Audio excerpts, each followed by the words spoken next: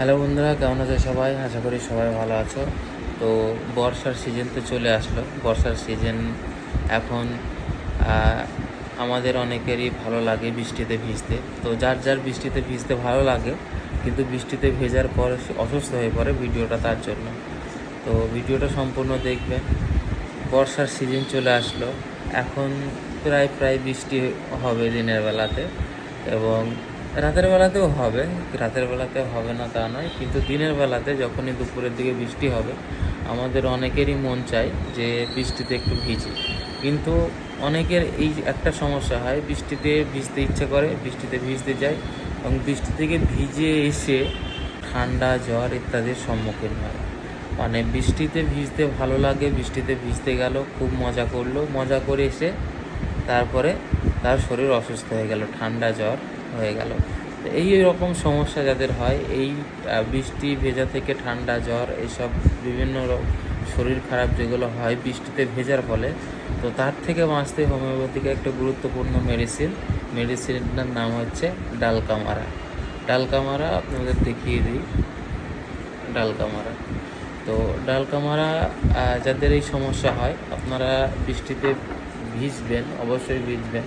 শরীর খারাপ হওয়ার ভয়ে কি আপনি বৃষ্টিতে ভেজার মজাটা ছেড়ে দেবেন? তা তো হয় না। তো বৃষ্টিতে ভিজবেন এবং বাড়িতে ডালকামারা রাখুন, ডালকামারা 30।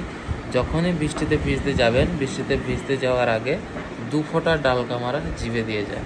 মানে এই যে ডালকামারা এরকম খুলুন, জিভে 2 ফোঁটা দিন, 2 ফোঁটা দিয়ে আপনি বৃষ্টিতে ভিজতে বেরোন, এবং যতক্ষণ ইচ্ছা ভিজুন। আপনার যতক্ষণ মন না ভরবে ততক্ষণ বৃষ্টিতে ভিজে আনন্দ করুন, মজা করুন, এবং বৃষ্টিতে ভিজা হয়ে গেলে বাড়ি এসে তারপরে আবার 2 ফোঁটা খেয়ে নেবেন। আপনার ঠান্ডা জ্বর কিছু হবে না। যদি অতিরিক্ত ভিজে ফেলেন, আর যদি বা বৃষ্টিতে ভেজার কারণে যদি হয়ে থাকে, তাহলে দিনে 4 বার ডালকামারা 30, দিনে 4 বার 2 ফোঁটা করে ডাইরেক্ট জিভে দেবেন। আর যারা বাচ্চাদের ক্ষেত্রে, যারা খুবই ছোট বাচ্চা, তাদের 1 ফোঁটা করে ডাইরেক্ট জিভে দিয়ে দেবেন। তো ডালকামারা বৃষ্টিতে ভিজে অসুস্থতা হওয়ার থেকে বাঁচতে খুবই একটা এফেক্টিভ মেডিসিন। তো এটি কাছে রাখুন, এখন বৃষ্টির দিনে কাছে রাখুন, খুবই দরকার।